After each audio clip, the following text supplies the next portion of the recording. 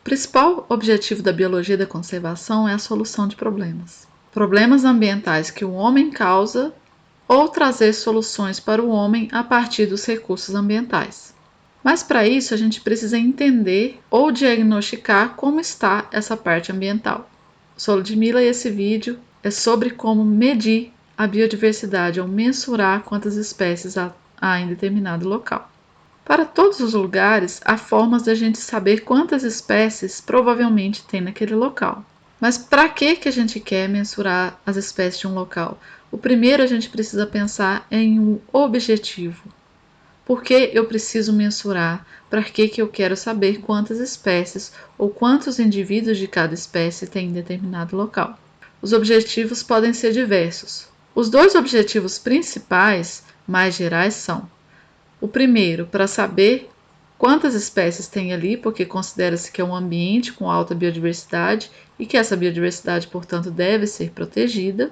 E um segundo motivo é para saber o que iremos perder ao destruir, ao modificar aquela área por algum empreendimento humano. Esses dois grandes objetivos levam a diversos objetivos menores, como, por exemplo, saber a biodiversidade de uma reserva em uma determinada propriedade rural, tentar descobrir se essa biodiversidade pode estar sendo impactada pelas atividades humanas ao redor, e diversos outros. Essa seleção do objetivo é acompanhada da seleção do ambiente.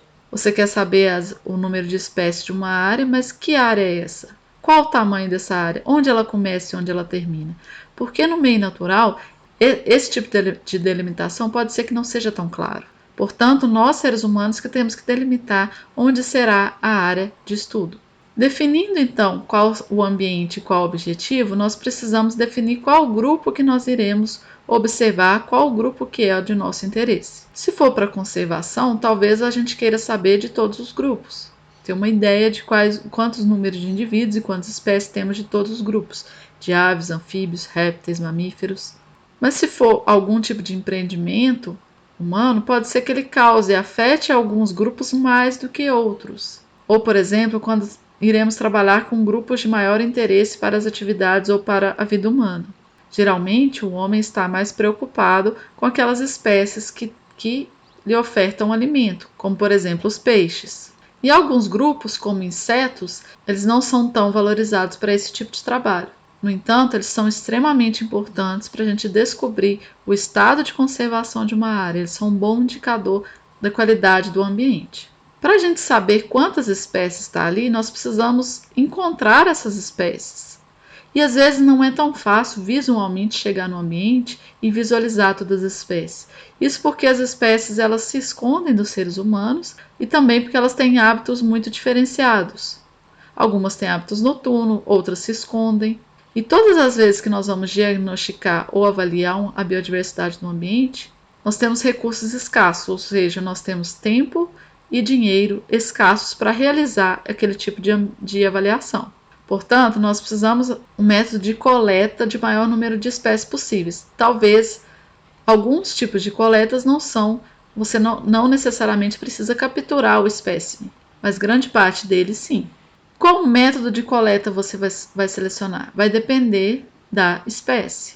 Para isso, nós precisamos conciliar o máximo de espécimes, a coleta de um máximo número de espécimes, com o mínimo de esforço, para que os recursos sejam suficientes. Para isso, nós utilizamos o que a gente chama de esforço amostral. Para coletar esses espécimes, então, nós geralmente utilizamos alguns tipos de armadilhas. As mais comuns que nós encontramos é a rede de neblina, muito utilizada para aves e para morcegos, e as armadilhas de queda, chamadas de pitfalls, utilizadas desde répteis, que são as maiores, como para todos os tipos de insetos, que são essas menores. E para cada armadilha, a gente pode colocar um atrativo para a espécie ou pode deixar sem esse tipo de atrativo. Mas além de utilizar as armadilhas, nós precisamos avaliar e planejar qual será o esforço amostral. Ou seja, quanto tempo eu vou deixar aquele método de captura ali, quantos locais eu vou realizar e qual a quantidade de armadilhas em cada local. Isso porque em uma determinada área, vamos imaginar que seja uma floresta de 20 hectares, nós temos que planejar uma forma de coletar os espécimes por toda a área, porque nós não vamos conseguir capturar todos, coletar todos os indivíduos dessa área. Nós precisaremos fazer uma estimativa de quantos indivíduos há naquele local. E para isso, nós precisamos pegar uma quantidade de pontos que represente toda a área e distribuídos de uma forma que pegue todos os tipos de microambientes, microalterações que tenha dentro dessa área. Por exemplo, nós precisamos colocar pontos ou armadilhas em determinados locais que sejam mais úmidos, em determinados locais que sejam mais altos, mais baixos, mais secos, para pegar a maior diversidade de espécies possível. O esforço amostral, então, ele vai considerar quantas armadilhas você vai ter em quantos locais, o período que ela vai ficar ali, como também o tempo. Então, nós temos aqui alguns exemplos de esforço amostral. Para pequenos roedores, nós podemos utilizar armadilhas tipo balde, que é muito parecida com pitfall, mas são baldes, porque são animais maiores. Essa armadilha a gente também precisa definir os locais em que elas estarão distribuídas. Para grandes mamíferos, nós podemos utilizar um outro tipo de coleta, que é a coleta visual ou por procura de pegadas e rastros dos grandes mamíferos. E aí nós podemos utilizar essa procura ou essa busca visual por 80 horas por pessoa, que é chamado de 80 horas homem. Tanto para peixes como para aves, nós podemos utilizar uma outra metodologia, que é a metodologia de rede, e você monta a rede e deixa essa rede um tempo disponível. Você pode ter um total de 640 horas para cada rede, lembrando que para esse tempo você tem que ir lá e verificar se há algum animal preso nessa rede. Para insetos, por exemplo, nós podemos montar diversas armadilhas e ir visitando essas armadilhas todos os dias para saber se há algum indivíduo, alguma espécime ali. Mas é importante a gente lembrar aqui, para cada espécie nós podemos ter mais de um tipo de coleta, mais de um tipo de armadilha, mais de um tipo de método de coleta. E também poderemos ter, para espécies diferentes, o mesmo tipo de coleta. As redes de neblina, por exemplo, são utilizadas tanto para aves quanto para morcegos. Além disso, as espécies elas utilizam o ambiente de diferentes formas. Elas podem utilizar, por exemplo, somente o extrato herbáceo, ou extrato herbáceo arbustivo, extrato arbóreo também. Pode ser uma espécie ela pode utilizar somente o extrato arbóreo inferior ou subbosque, ou ela pode utilizar esses dois extratos arbóreos. Então, nós precisamos conhecer as espécies alvo, primeiramente, para depois tentar montar uma melhor forma de coleta dessas espécies. Portanto, nós gastamos mais tempo planejando o método de coleta do que realizando essa coleta. A área que a gente quer avaliar, ou seja, a área que a gente quer saber o número de espécies, a diversidade, o número de espécies e o número de indivíduos de cada espécie, ela representa o nosso universo amostral. Vamos imaginar que eu queira saber a diversidade de um lago ou de um reservatório. Todo lago ou reservatório vai ser o universo amostral. Só que eu vou trabalhar com amostras, porque eu não consigo capturar ou amostrar todas as espécimes ali presentes, todos os indivíduos. Então, eu terei que trabalhar com unidades amostrais. Aqui eu retirei uma amostra. Eu posso tirar diversas amostras de um mesmo local. Quanto maior o número de amostras, mais tempo eu vou gastar, mas também maior vai ser a minha coleta de indivíduos. Ao selecionar os locais de amostras, eu tenho que utilizar a mesma metodologia para retirar a amostra, ou seja, a mesma metodologia para a coleta dos indivíduos, e que essa metodologia, essa amostra, ela tem o mesmo tamanho. Se eu colocar num lago redes para coletar espécies de peixes, as minhas diferentes amostras elas têm que ter o mesmo tipo de rede. E dentro da minha amostra eu tenho minha unidade amostral, que é cada espécime ou cada indivíduo.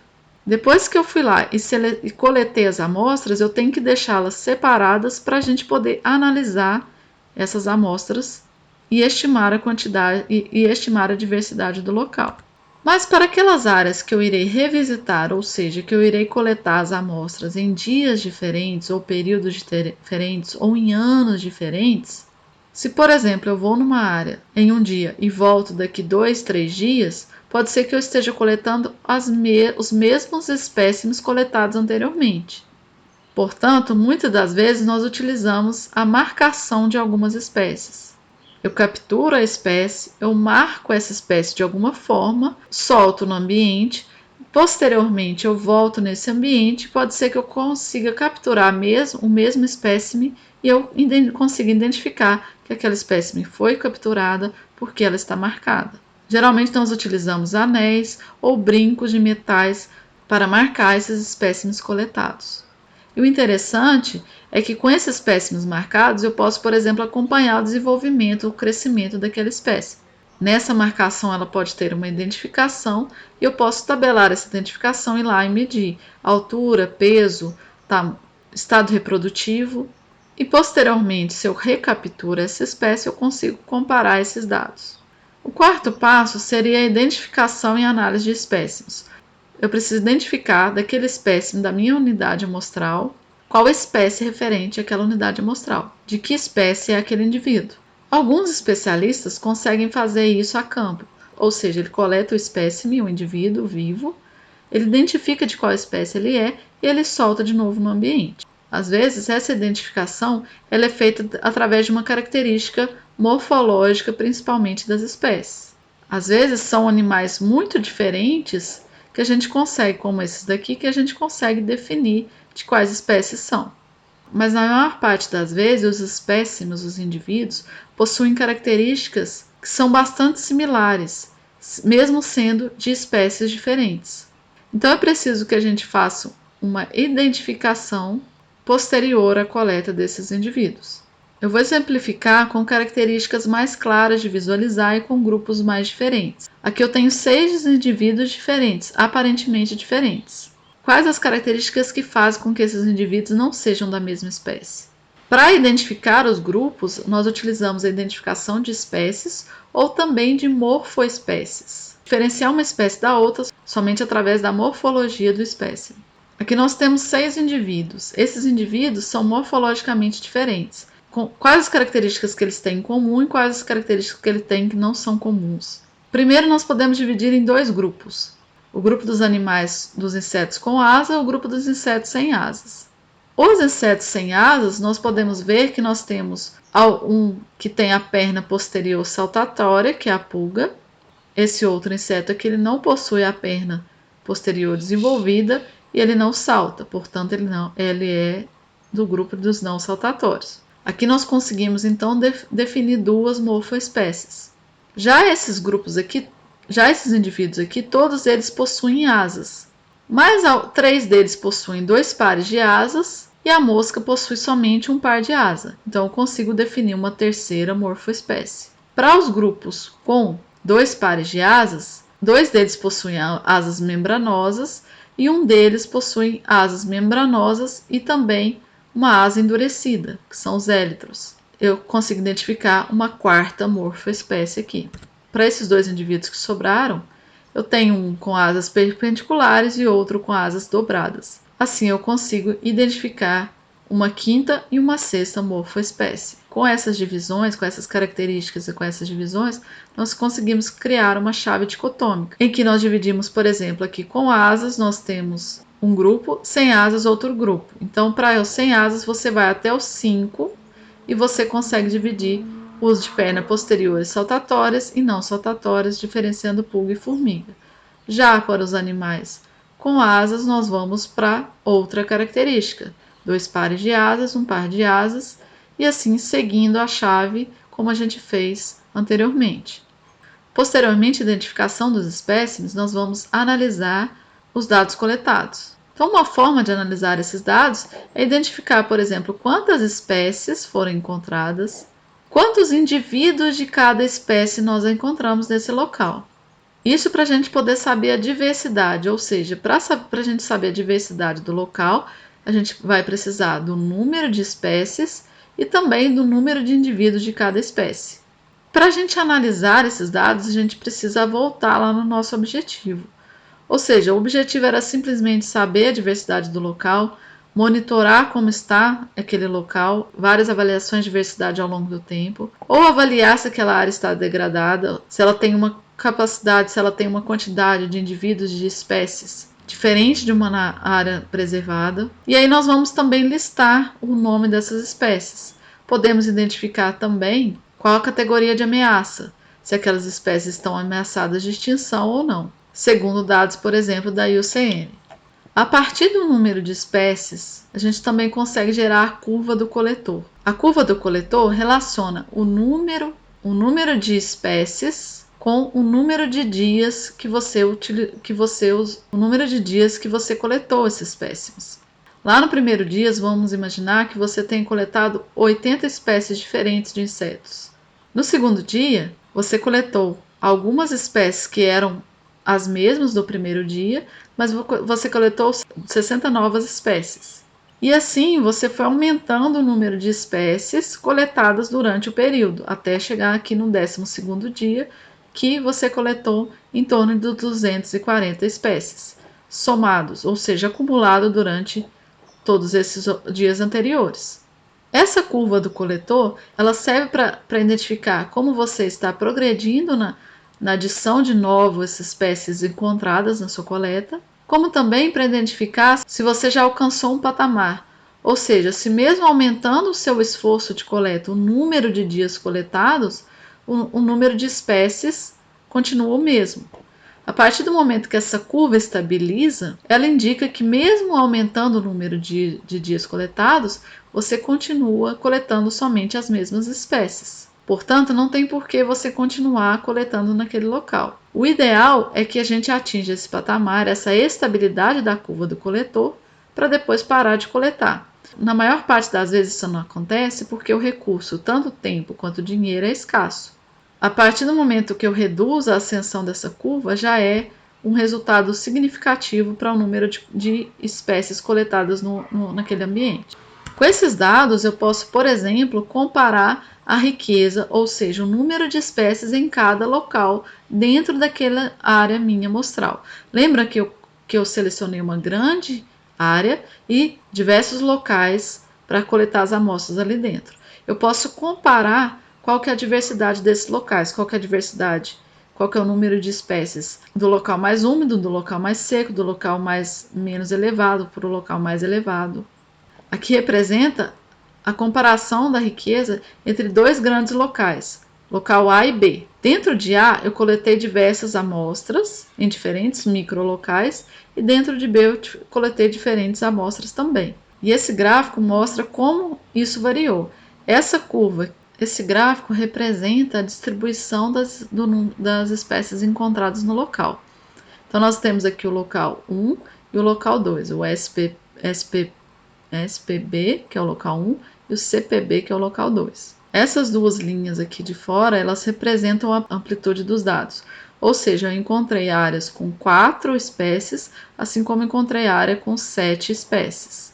Esse retângulo aqui, ele representa onde estão a maior 50% dos meus dados. Metade dos meus dados estão entre 5 espécies e até um pouco acima de 6 espécies. Esse gráfico representa a riqueza de espécies em diversos municípios.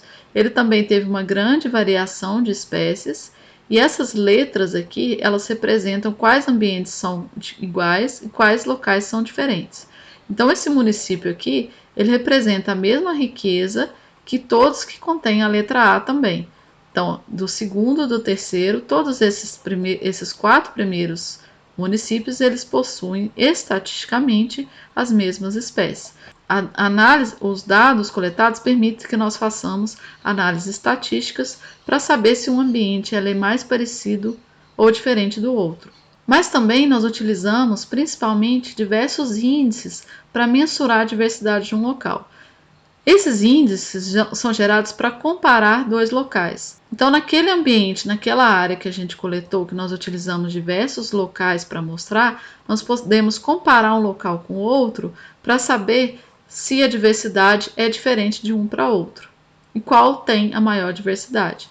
E para isso nós utilizamos diversos índices para mensurar a diversidade. Então, os índices são muito utilizados para avaliação da diversidade de uma área. Isso porque ele mostra em números qual o valor da diversidade daquela área quando comparada a outra. Então, eles podem indicar, por exemplo, se duas áreas possuem praticamente a mesma diversidade, ou se uma possui uma maior diversidade e outra menor diversidade, para a gente poder saber qual é o tipo de manejo que a gente pode realizar na área, ou o tipo de proteção ou recuperação que a gente pode realizar naquela área. Se vocês não lembram desses índices, é importante que vocês revejam o conteúdo de ecologia. Então, são diversos tipos de análise que a gente pode realizar através desses dados coletados a campo. Essas análises vão depender muito de qual o objetivo dessa avaliação da biodiversidade.